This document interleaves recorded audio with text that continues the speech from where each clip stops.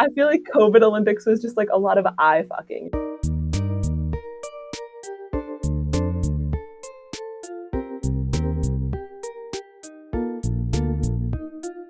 Welcome to Wow True, the podcast of your wildest memes. We talk about niche internet fame, interview people who are making it on the internet, and chart our own misguided quest for online attention. I'm your Lord of Liquid, Isabel. And I'm Amanda. Anyone can be famous on the internet, so why not us?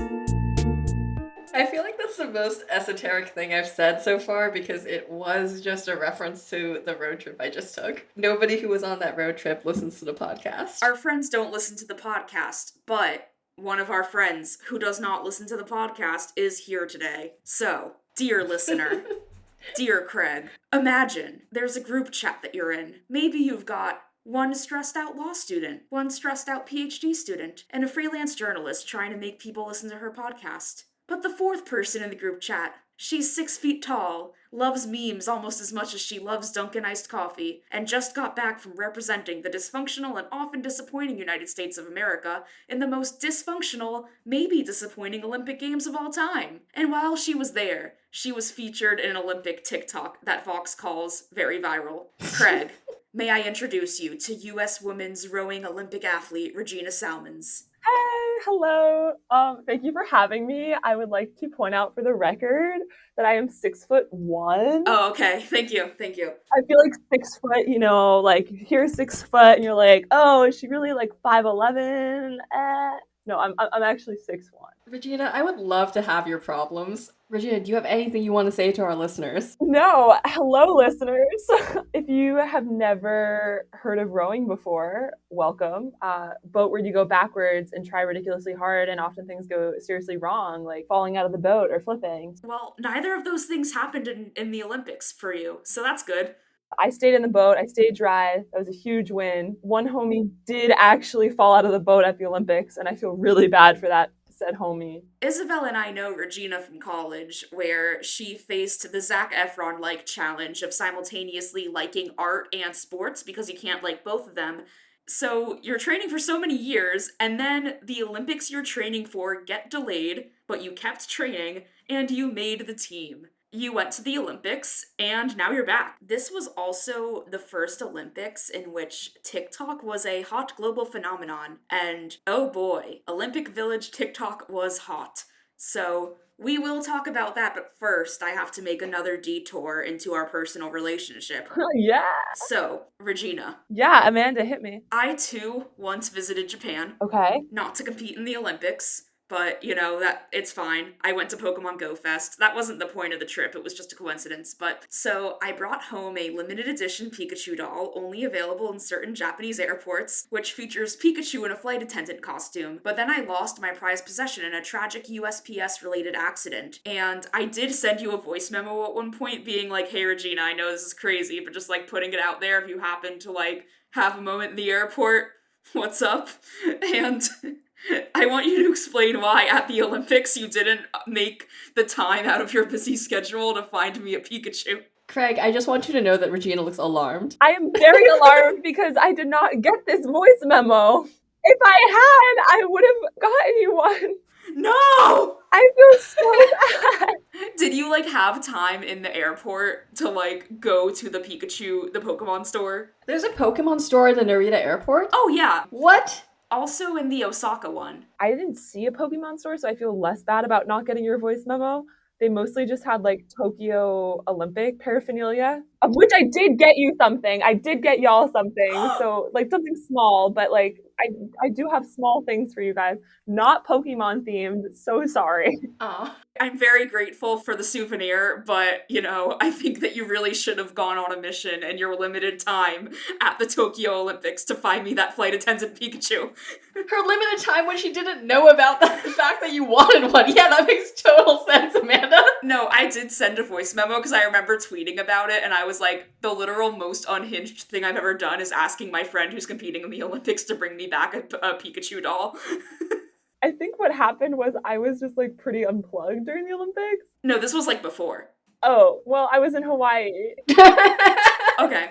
Well, You don't listen to voice memos, you don't listen to our podcast. It's Oh my fine. God, It's fine. no. Regina, what are you out here listening to if you're not listening to voice memos and podcasts? My car radio. I have Sirius XM, if that makes this any better. Have you listened to the TikTok radio station on Sirius XM? No. There's a TikTok radio station. It's a new thing. I wrote about it. There's a TikTok radio station. Can we have more context, please? They play the songs that are popular on TikTok, and they have guest DJs who are like TikTok famous DJs. Yeah, I also have the really lazy thing of like all of my friends make me playlists, like on the rowing team, like they'll make playlists to work out to and stuff. I don't know, but there's something romantic about being in the car and a song coming on the radio, you know? Imagine Dragons, Believer comes on, and then all of a sudden you're like, I am the chosen one. Practice is gonna be great today. Yeah, that's the universe speaking to you. The universe speaks to us through SiriusXM TikTok radio. Speaking of your teammates who make you playlists, one of your teammates, Kendall Chase, went viral on TikTok. So, what was that like? Like, friends of ours were like, OMG, I saw Regina on my For You page. Yeah. Kendall's a really good homie of mine. So I actually got to room with her too in Tokyo. So the way that the rooms were set up was every suite in the Team USA building had 6 women and 2 bathrooms. So me and one of the other girls from the 8 roomed with the women's 4, of which Kendall was a part of. So the 6 of us roomed together for Tokyo. I was, living in the magic TikTok studio. It was like really funny. I'd like go into her room and like bother her about whatever. And she'd have like her like American scarf like awkwardly taped up to the wall. And I'd be like, TikTok background. And she was like, yeah. And I was like, cool, like genius. And then one of them that went viral, which literally like Vox wrote about it. Did you know that? Oh, no, I didn't know that, but a couple of them went viral, yeah. Yeah, it was in a Vox article about Olympics memes, but it was the one that was like, this girl straight, and this girl not, and this girl not, and this girl not, and this girl not. And yeah, and it had like 3 million views, and I was like, go Regina. That video was really funny. So first of all, I identify as like bisexual or whatever, just like, but it was like really funny because I was the only single girl in that video. And like all the other girls had girlfriends, and I was just like, it me. Also, yeah, putting myself on blast that I'm single, but it was just really funny that out of the 6 girls in that video, I was the only single one. No, this is great. We're getting that information out there. If any of our listeners... This 6'1" Olympian is single. Okay, I feel like I have to confess, I'm actually 6 foot and 9/10 of an inch. Regina! Our team nutritionist refused to round me up to 6'1", but I am 6'1". I feel like 9/10 of an inch, you can round that up, right? You're like, 6'1". On our podcast, you are 6'1". Thank you so much. We are going to put that in the description so that everybody knows. Back to Olympics memes, though. Like, the real shit. Yeah. The real shit. Okay, so... the Olympic beds were made out of cardboard. Some people on social media spread the rumor that the Olympic beds were made of cardboard to prevent people from spreading COVID via having sex, and the New York Times had to write an article to explain why that was a myth. So the headline was wonderful. It was anti-sex beds in the Olympic Village. A social media theory is soon debunked. So we gotta talk about these beds. Just give us the lowdown of like, so you're in your suite, you have your TikTok famous teammate in one area. All your beds are made out of cardboard. What's this like? What's life like? Okay, also, I just want to blast that the mattresses were made out of plastic bottles. Oh, I think I saw that. So you unzip the mattress, which you could do to change the hardness by adjusting what type of plastic bottle you were sleeping on. Oh my god. Wild. It like looked like little like yarn made out of plastic. It was crazy. They were supposed to be eco-friendly, as you know. The cardboard beds themselves were pretty comfortable. Don't have any qualms with the beds. It was more of the mattresses that were really uncomfortable. They were just like really stiff and like hard because they were made out of plastic. So we got mattress toppers shipped to us. So thank you, Team USA. At one point, we fit all 6 of us as suite mates on my bed. So, we're doing a little word search situation, and all 6 of us sat on my bed, and it was fine. So you would say that in theory, completely theoretically, it would be possible to have sex on the Olympic beds? Completely, hypothetically, theoretically, mathematically speaking, if we crunch the numbers, yes, it would be hypothetically, theoretically possible for 2 people over 6 feet tall, approximately weighing 400 pounds, to do this. Hypothetically, yes. Good to know. Good to know for all of our listeners who might too one day compete in the Tokyo Olympics that already happened. Otherwise, what was it like being in the Olympic Village, but also like it's a COVID year, so, but like, I do think that people kind of had like an unprecedented look into the lives of Olympians because TikTok is a thing now. Oh, yeah, yeah.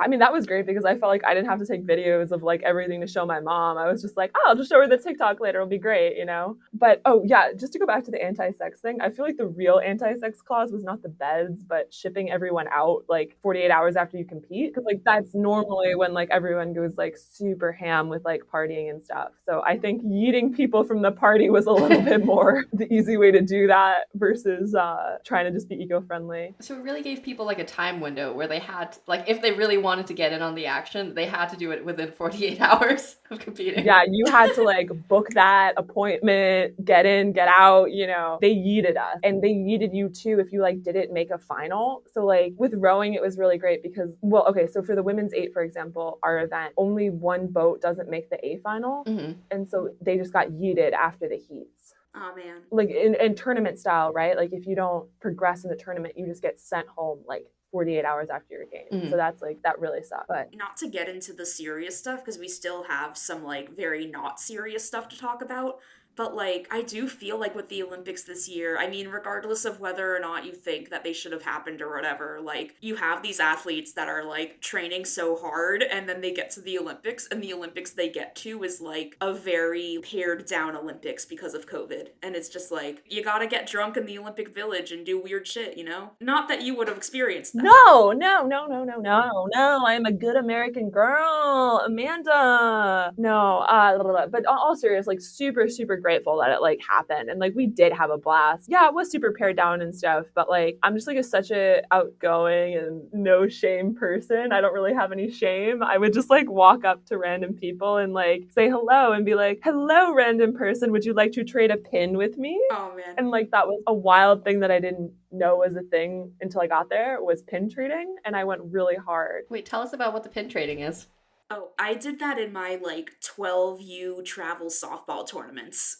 Yeah. Which, again, is the same as competing in the Olympics. No, seriously, I think people should trade pins at all sports levels. I think it's so much fun, like, because you get to, like, meet your competitors and talk to people, and it gives you, like, a reason to go up and talk to people without being, like, a total crazy person, you know? It was fun in 12 and under softball. Right. So they gave us just like all bags of like pins. I had both just like plain USA ones, and then I had like US rowing ones that had like oars and rowing on them and stuff. And so I would just like go up to an athlete if I didn't have their pin, and I was like, oh, hello, like French basketball player. Would you like to trade pins with me? And they'd be like, yes. And I'd be like, I'm a rower. And like you could just like chat and like ask them stuff. So like great conversation starter, super fun. I got to meet like so many athletes that way. It was really awesome. Did anyone tell you anything like super wild in one of those conversations?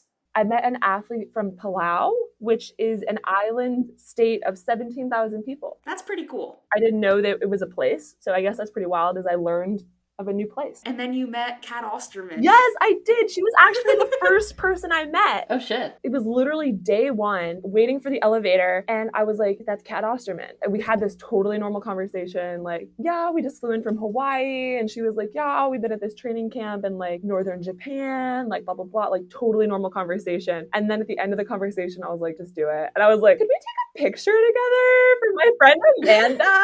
She's, like, a huge, like, softball fan, and she's been talking about you forever, like, and she was like, yeah, of course, and she was like so nice and cool about it. For those of you who weren't extremely serious 12 and under travel softball players, so Kat Osterman was in the Olympics in 2008, which is like when I was 12 and was like, I wanted to be in the Olympics when I was 12. That dream faded partially because softball was taken out of the Olympics from 2008 until this year. Mm-hmm. And it's absolutely wild that Kat Osterman and also Monica Abbott are still playing now. Not to turn this into a sports podcast. This is now a sports podcast about, I guess it's about softball now. Yeah, so speaking of the Olympic Village, Isabel, do you want to ask question number 2?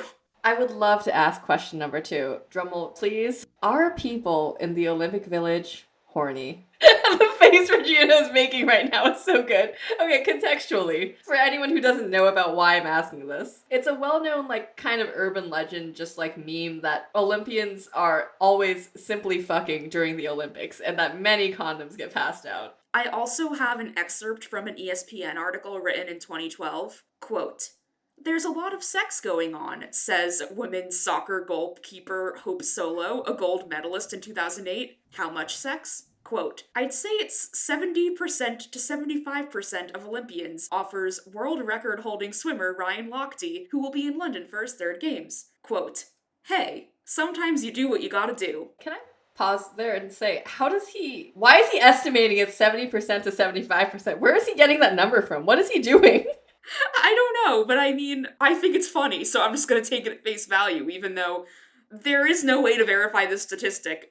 It's just Ryan Lochte being like, yeah, I think people are horny. That's literally all this is. And then in a Bustle article about the 2016 Olympics, they wrote that Tinder saw daily active users increase by 64% and matches in the Olympic Village area soar by 129%. And then for the passport feature on Tinder, which lets you use Tinder in like places that aren't where you live, Rio became the most popular place to use Tinder passport. Okay, just to put that into context, so like, you know how people like will still come up on your Tinder even if you've left a location if they've like swiped on you? I am still getting people from Japan on my Tinder now. Oh my god. That swiped right on me like now. So also, yeah, the passport feature was real. Like I set my Tinder in the Olympics to a 1 mile radius and it was crazy. Like homies were from literally all over the world. It was wild. Oh man. And then like what were people's bios like? Well, I wasn't actually seeing that many Olympic bios because it was just so inundated with like just people from Japan or people on the passport. I think I only saw like a couple actual athletes. It was wild. In your profile, did you have like, I'm an Olympic rower? Yeah. I put like Team USA rowing and then I like updated the pictures to be like me and like our team gear. Pretty quickly you figured out like what country had what year. Like so if I saw a shirt, I was like, oh, that's Germany or like that's Saudi Arabia, like because they like always wore those colors, you know? Or had the logos on them. So if you saw them, you didn't even like read it. You're like, oh, that's like them. In terms of like everyone being like super horny, like it was this like wild thing of like, you're always wearing a mask, right? Like, so you have to keep that in context. Like we're in the dining hall, you're wearing a mask. And so like the dining hall was like the place to be because this is the only place that like you can kind of be, right? Like you get your food, you sit down, you have these like ridiculous plastic container box things that you're like sitting in, so you can't even like talk to the person next to you. You're like doing sign language, telephone, just to even talk to your teammates. But like walking around the dining hall, it's like you just like make eye contact with people. So everyone's just like kind of just like eye fucking each other. I guess that's the best way to say it. Like I feel like COVID Olympics was just like a lot of eye fucking. You're just like, you know, eyebrow raise, like, ooh, you're hot. Like, okay, hi. Also just like I've been isolated for so long, just like with my teammates, that just like the people watching was crazy. Just like, oh my God, like just like looking at people and these wild people, you know, like we all had balconies and like we saw this one guy, it's a 10-foot balcony. He was running laps on his 10-foot balcony. What is the purpose of this? I don't know. Yeah, I mean, don't you have training facilities like if you are there to compete? Yes. And you can like run outside. Interesting. Oh, this like one girl, we're at the dining hall at 5 a.m., right? Like, we get breakfast before we go to practice. There was a girl there with like a full face of makeup and her hair was perfectly curled at 5 a.m. We were all in shock. I had to tell her. I stopped her. I was like, you look beautiful. And she was like, thank you. So it was just like wild to just like be around people again and like also such attractive people. Cause like, here's like the ultimate meme about the Olympics, right? It's kind of just like college again, because you have like the dining hall, you have like the laundry room. That was the other place where I met athletes, was standing in line for like a half an hour waiting for laundry. I talked to this one like water polo player from South Africa for like literally 30 minutes. And I was like, we're still talking. Like we're still in line for laundry. Wow, this is a really long laundry line. So like the places you talk to people and run into people are like the laundry room and the dining hall, or waiting in line for your elevator in your own dorm rooms. And like our dorms had like little signs up there and all this USA stuff and like posters, the way your RAs would put up posters. Aww. Oh my God. Yeah, so it like literally felt like a weird college campus. No, that's also in the infamous 2012 ESPN expose about sex in the Olympic Village. I read it for researching this podcast. I was just Googling like wild Olympics things, and of course we have to know about sex at the Olympics because the anti-sex beds, and multiple articles were citing this one ESPN piece being like, yes, the infamous expose, and like, which is the one where Ryan Lochte is just like, oh yeah, I don't know, I get laid a lot, I'm Ryan Lochte. Oh my god, it's crazy to think he's now married with children. But in that expose, I think it might have been Ryan Lochte who was quoted as saying that the energy is very much like it's the first weekend of college and all these athletes have been training so hard and not really living like a life that enables them to meet new people easily. Yep. And then all of a sudden, all these people that understand what you're going through are in one place and you're all really excited and you all want to have sex. Yeah, and it's like you meet people, you're like, hi, I'm Regina, I'm on the rowing team, and I'm Team USA. Like the same, you're like, hi, I'm Regina, I'm from Massachusetts, and I'm majoring in English, you know, like, Yeah. you know how you have that little spiel you say to people when you introduce yourself in college? Same thing. Oh, I also do want to say for the record that Japan/Team USA did not provide us any condoms. There were no condoms in any of our welcome bags. They only gave us hand sanitizer, travel soap, and face masks. So I would like to say that for the record. We did prepare a quiz for you. And of course, two of the three questions are condom centric. Oh, okay. 2 of the 3 condoms are question centric. Okay, these are multiple choice questions. All right, Regina, get ready. I'm ready, Isabel. What was the first Olympic Games when condoms were distributed? Is it A, Rio 2016, B, Seoul 1988, C, Sydney 2000, or D, Atlanta 1996? I'm gonna go with Sydney. That is incorrect. It is actually B, Seoul 1988. Apparently condoms have been distributed for a long time. Also, good job, Koreans. I can say that because I'm Korean. Hey, snap! I think it's great that they give out condoms, but apparently the reason why they started distributing condoms in the Seoul Olympics was because of the spread of HIV. That is less great, but also kind of appropriate for the era. But I do think that everybody should have access to contraceptive methods that work for them. Definitely, 1000% safe sex. And everybody should pee after sex. This has been your safe sex PSA from Wow If True. Okay, how many condoms were distributed in the 2016 Rio Games? A, 15,000, B, 5,000, C, 870,000, D, 450,000. Okay, so I know there were 10,000 athletes. These are wildly different numbers, so I'm gonna go with C. Was it B? It was D. Oh! So I actually have teammates, obviously, who went to Rio, and they were saying that they were just like at the dining hall. When you were at the dining hall, they would just like, you could just like grab some. So this is also kind of gross, but it's not just the athletes having sex. They were saying that like coaches or trainers like would grab some too. Oh shit. Yeah, so just like imagine some like Eastern European like old 60-year-old dude like going up and taking a handful. They're good souvenirs regardless of whether you intend to use them at the Olympics. I, at the 2016 DNC, was given a Bernie Sanders souvenir condom. Sorry, what? Oh, R.I.P. It said, so that you don't feel the burn. Fuck, that's good. I really should have just, like, saved it as a relic of time. Yeah, but okay, so about like 11,000 people compete in the Summer Olympics. So if you divide 450,000 by 11,000, you get about 40. So it's essentially that every Olympian is allotted 40 condoms. The Olympics are 2 weeks. So like, I don't know, that's like a lot of condoms for 2 weeks. So maybe everyone should calm down a little bit. But when I heard this, I was like, why don't they just, like, donate a ton of condoms to, like, surrounding neighborhood? Why is this all for the athletes? But the thing is that they did. The Brazilian government handed out 9 million condoms across Rio, but, like, 450,000 were still in the Olympic Village.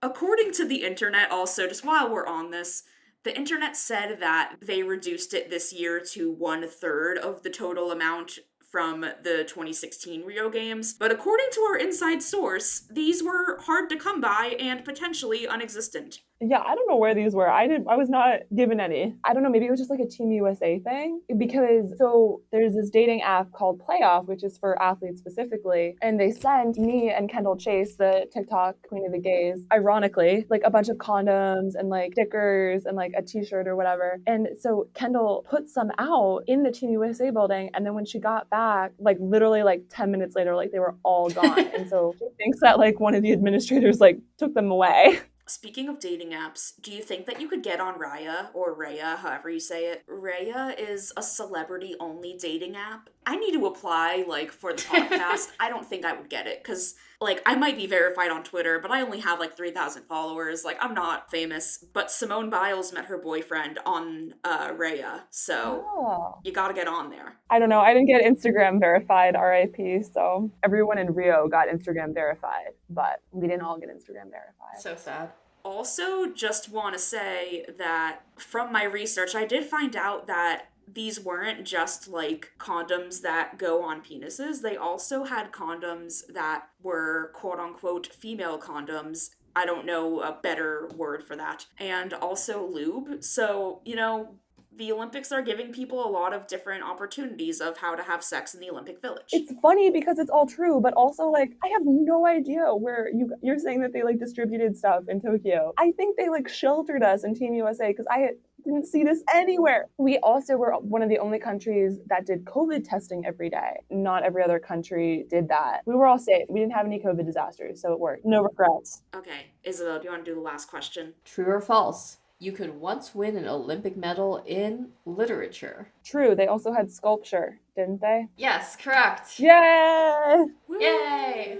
But yeah, there were 146 medalists in art competitions that were part of the Olympic Games from 1912 until 1948. This is from Wikipedia. And in 1912, 1920, 1924, and 1932, medals were awarded in quote-unquote mixed literature, which I don't know what that means. Now that we did our quiz, back to our regularly scheduled conversation with a real live Olympian. Did you observe any Olympic memes? And if so, what was your favorite Olympics meme? Hey y'all, I'm literally editing this podcast in bed before I go to sleep, and I needed to interject here real quick and tell y'all that after we finished recording, Regina told us that apparently the Olympic skateboarders, which skateboarding was in the Olympics for the first time this year, apparently they would just skateboard everywhere, and the volunteers were like, you can't do that, but they didn't stop them. And I just kind of think it's funny that, like, of course the skateboarders just skateboarded literally everywhere. Also, sorry, I think the audio of this episode is kind of fucked up, but don't worry about it. Just, you know, we're all just having a good time, maybe. I don't know. Seeing the synchronized swimmers out of water. Is that a meme? You know, it may not be a meme, but it should be a meme because it's wild. Are they synchronized, like, outside Yes. of... Yeah. Like, they literally would be practicing on the lawns and doing their routines out of water, but, like, upside down on chairs in unison, like, 15 of them. But, like, in life, like, in the dining hall, were they, like, eating the same exact food at the same exact time? No, I didn't see them in the dining hall. I think we're in a slightly different schedule. I just saw them out on the lawn. Oh, real life memes. I'm so blanking. Here, I'll give you one. So, speaking of, you mentioned the dining hall, and so there was a rugby player, Alana Marr, who went viral on TikTok for, like, Olympic Village TikTok. Yeah. And in one of her TikToks, she explained the trash system in the dining hall. What was that like? Yeah, no. I got goaltended by some of the amazing volunteers at the trash section. Everything was just like so eco-friendly. They were like so on top of it. Like hashtag no trash, recycle anything you can. Like you had to put these like ridiculous plastic gloves on when you went into the dining hall to touch things. And so when you're putting your trash away, the plastic gloves goes in a specific kind of recycling. There's a specific recycling for composting food and a specific thing for composting like drinks. And so the ladies are just like super just like they're watching you. Like you put something away in the wrong way. And they're like, no. And if you mess up, they'll just take your tray away from you and do it for you. I put the plastic gloves in the wrong recycling. And she was like, no. And she like literally just took the rest of my tray away from me, being like, she didn't trust me to do anything else. Like, she was just going to do it for me. And I was like, I'm so sorry. Thank you. No, but Alana's super cool. We actually trained with the women's rugby team in Chula Vista this winter / previous winters. So That's awesome. I enjoyed Alana's TikTok. Okay, and then another one was that another TikTok person who was 7 feet tall couldn't fit in the showers. yeah, Could you fit in the showers? I like barely fit in the showers, and like I said, I'm 6'1".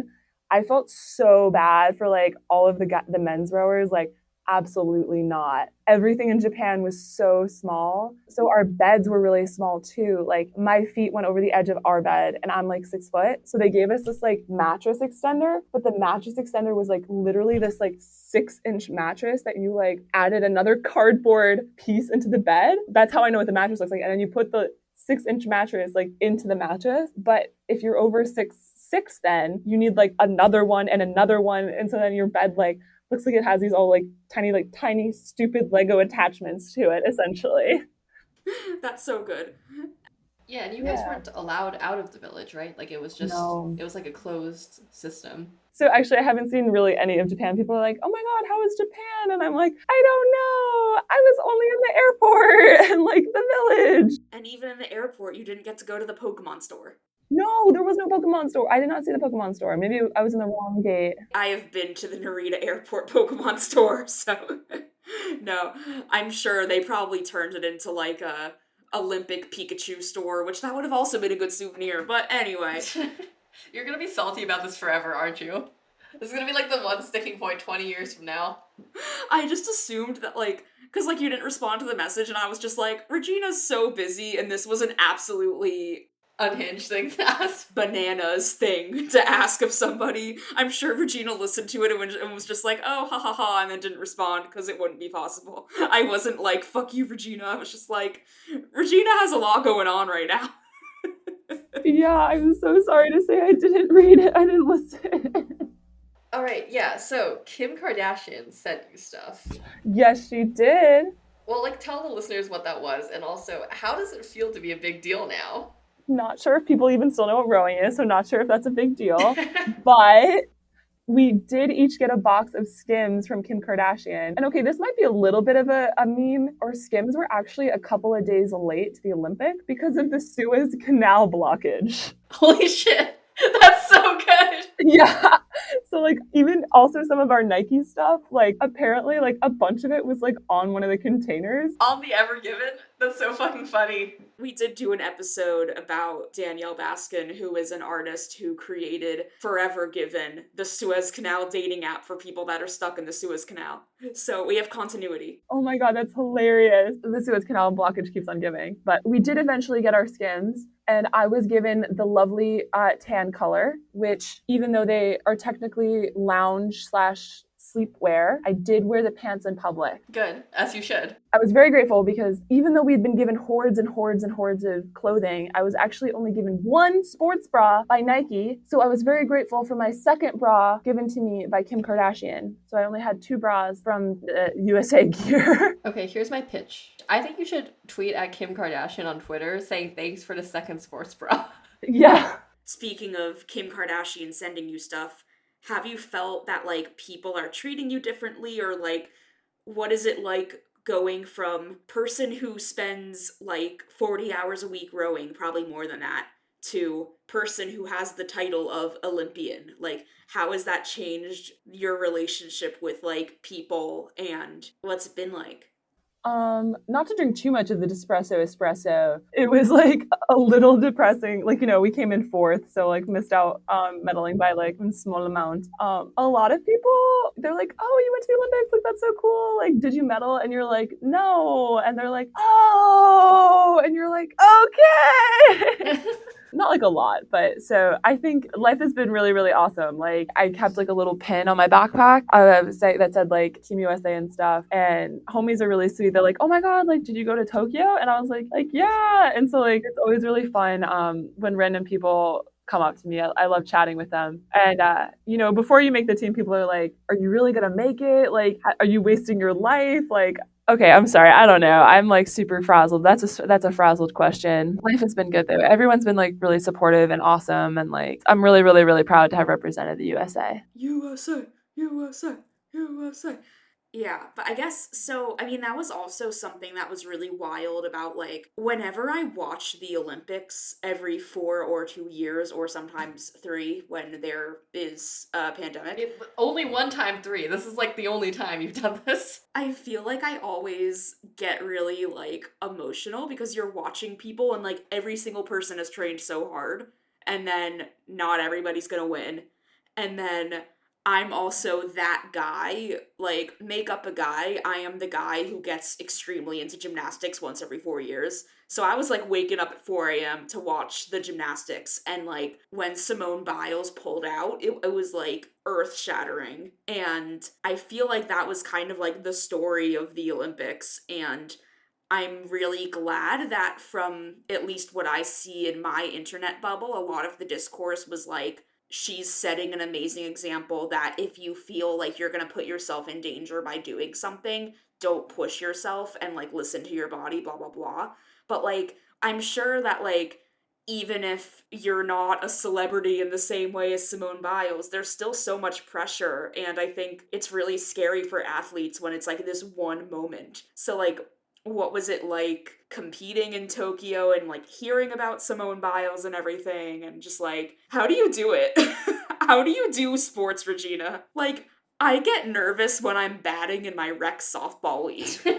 How do you do it? I think you just breathe, do a quick Hail Mary, like try to just do everything you've done like the years before, you know, like in all seriousness, like it is like so stressful and there is like all of this pressure and you feel like your whole life rests on this, like, you know, like the Muhammad Ali quote, like suffer now and you'll spend the rest of your life a champion. Like all of those type of like thoughts like weighing down on you, and like something our coach always says to us is just like breathe and then smile. When you're sitting on the line, you just like breathe and then you like look around you and then you smile. I guess the flip side of like all of that pressure is that it like still is really insanely fun and like it is the thing you love doing, you know. I don't know, I don't have the right word, but I was really happy to see Simone's comments and like her standing up for herself and her mental health, because Black women especially like are often pressured to like put their own mental health and their own like well-being aside. And so just like I really stand in solidarity like with her message, like for all athletes, remembering that like, you know, athletes are people too, and like this isn't, it's not just like, oh like yay, like another medal for Team USA. Like it's like years and years of hard work and like sacrifices and like dreams, you know. Like it's sometimes easy to like get caught up in the medal count and forget that like athletes are people, are hashtag people too, athletes are people too. I'll remember that in my rec softball games.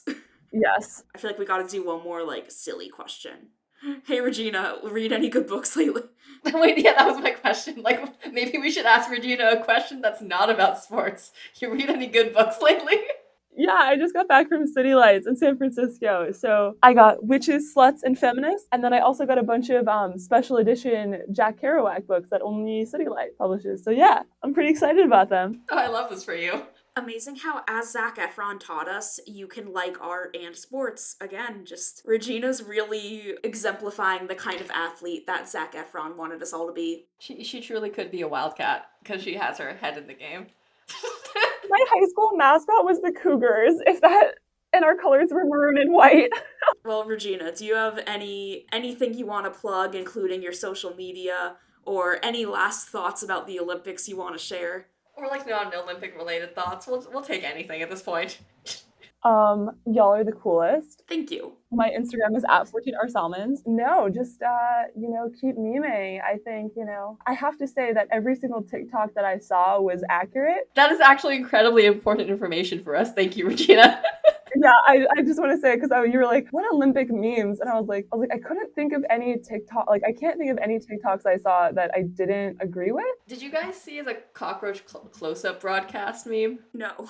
Okay, so this is what happened. Contextually, a cameraman like zoomed in on a cockroach during the Olympics, like while it was live, and like a cameraman like just kind of took his camera and pointed at a cockroach that was on the field and was like, we're gonna really look at this cockroach. And it was like only a couple of seconds. And he got a very nice close-up of the cockroach during the Olympics, and then this became like a meme for a while because what the fuck? And apparently what happened was that he was adjusting his lens and didn't know that he was live because it was supposed to be at a different camera right now. But it was, for a couple seconds, a cockroach being live broadcast across America. So I just wanted you guys to know about that. How do you feel about this? I like it. I'm so glad he got his minute of stardom. Everyone really deserves it. Yeah, the true MVP of the Olympics. Little Franz Kafka, the Metamorphosis. Maybe he was an Olympian in a prior lifetime and just like reincarnated. And on that note, if you liked this episode, tell a friend. Word of mouth is how we grow, and maybe perhaps leave a review on iTunes. Thank you to everyone who left a review so far, and thank you to all of our Patreon patrons. Shout out to Zoe Stoller, Dan McKeon, Bray, and Ultra Lord from Jimmy Neutron specifically. Another shout out to Sam Rizer, who made our podcast music, and you can find us online at wowoftrue.com or on Twitter as @wowoftrupod and Instagram and Facebook as @wowoftrue. If you want to throw us a couple of dollars, slide right into our Patreon at patreon.com/wowoftrue, and if you've had your 15 seconds of fame or know someone who has, slide right into our Twitter DMs. Until next time, let's get famous on the internet.